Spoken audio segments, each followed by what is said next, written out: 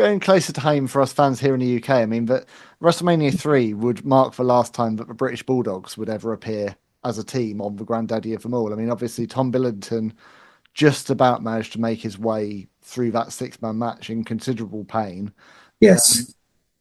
Your book's obviously much more than WrestleMania 3, as I said, and you talk a lot in the book about this bold approach that Vince McMahon took to reinventing the business and how all of the territories would ultimately suffer as a result. One of those really big casualties ends up being Stampede Wrestling. Mm-hmm.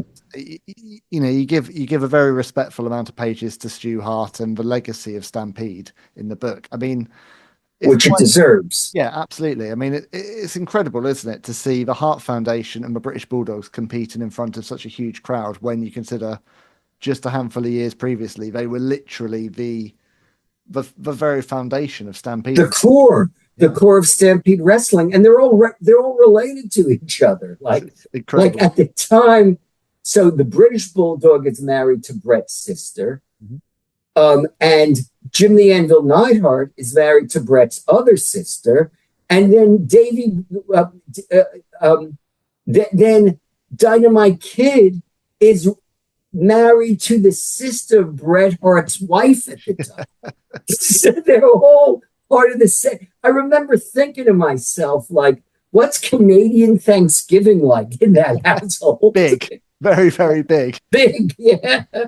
But it is, looking back at that match, I mean, it's incredible that I know obviously they had to turn it into a six-man and they did what they did, but just the very fact that Dynamite Kid was physically able to be... Well, and that would never happen today. No. Because now there are health protocols. Yeah. He would never have been allowed to check himself out of the hospital. He refused, as we say in the book, he refused to lose the championship, forfeit the championship, and he goes and he wrestles again.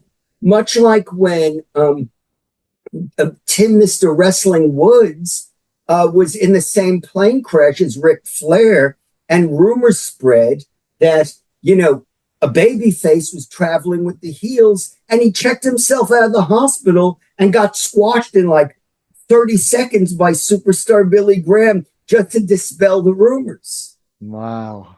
Different times. Yeah.